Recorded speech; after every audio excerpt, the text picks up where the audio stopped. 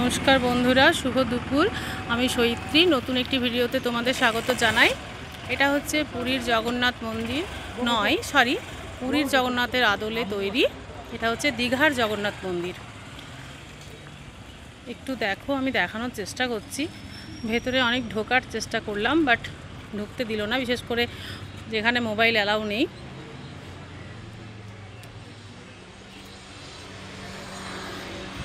এই দেখো,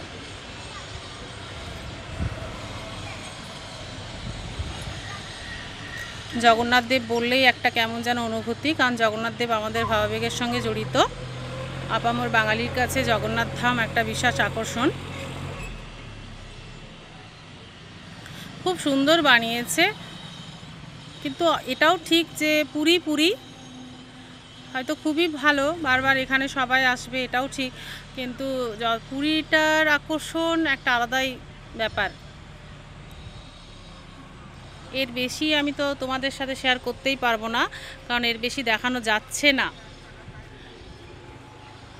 সিকিউরিটি দাদা আমাকে বললেন আপনি বাইরে থেকে যতটুকু দেখাতে পারবেন অতটুকুই, এর বেশি আপনাকে অ্যালাউ হবে না, তার জন্য হলো না। এই দূর থেকেই তোমাদের দেখাচ্ছি, একটু দেখো। এটা হচ্ছে বাইরের গেট।